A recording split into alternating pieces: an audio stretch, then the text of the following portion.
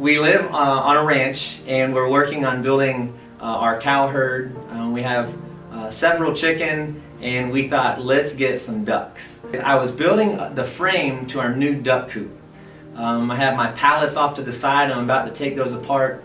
Just went to Lowe's and bought two 12-foot long corrugated tin sheets to put on the roof. They're hanging out the bed of my truck. It's a hot day, and I'm really just trying to work fast so I can get back inside in the cool AC. My son, my oldest son Josiah, loves the animals. Just absolutely. It's his favorite thing about living in the country. And he is a master chicken catcher. So he's chasing the chickens around the yard, and I'm working on the duck coop. And one of the chickens decides to run underneath my tailgate, and Josiah, who is lightning fast, decides to follow him. I hear this crash. I turn just in time to see Josiah fall backwards. And I saw his forehead, and I know my measurements pretty well, and I'm looking at it, and I see a laceration.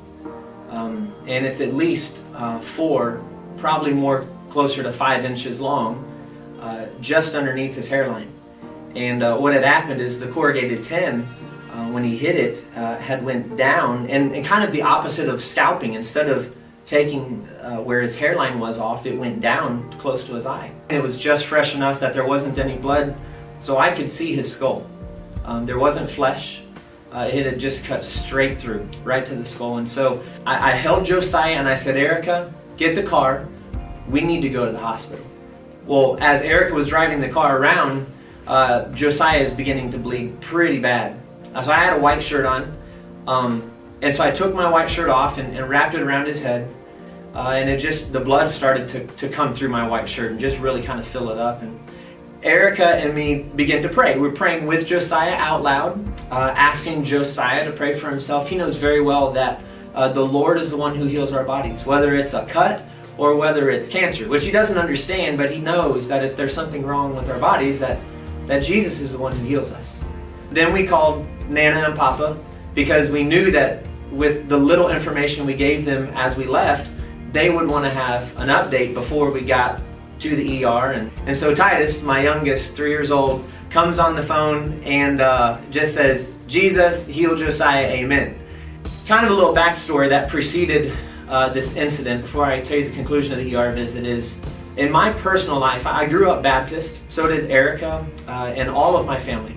And we were kind of taught that the gift of healing, the gift of speaking in tongues, those are just gifts that don't exist anymore, and they're almost taboo to even bring up. I trust that the Lord is bigger than what I've experienced. And I began to think about that. The Lord is bigger than what I've experienced. And I knew, beyond a shadow of a doubt, that, man, if Jesus wanted to heal my boy, if God wanted to heal Josiah, that he could. And why wouldn't he be able to? He's God who made the earth with a word. He holds the span of the universe in the palm of his hands. And that doesn't even come close to explaining it. It's just the most that words can do. And so as we're going, we're praying for healing. Something that I've never seen, never experienced, but I trust that it can happen because he is bigger than my experiences. We pulled off the shirt, and what was a laceration about that big, between 4 and 5 inches, I know my measurements, and I know that it was between 4 and 5 inches. He had a cut that was no bigger than an inch and a quarter. The doctor looked at us like, you're those parents. You're those parents that your kid gets a little stub on the toe or a little cut on the forehead and brings them to the ER. And Erica and I are looking at each other, one, amazed at the healing power of God, because in our minds there is no question why this laceration is that size. But also just kind of a little embarrassment, like, because we're here with the doctor and telling him this big story, and this is all he sees. He looks at his helper and says, can you get a Band-Aid? And so literally, we go to the ER and the doctor slaps a Band-Aid on the head of my kid, and we walk out. A side miracle, they didn't charge us a penny.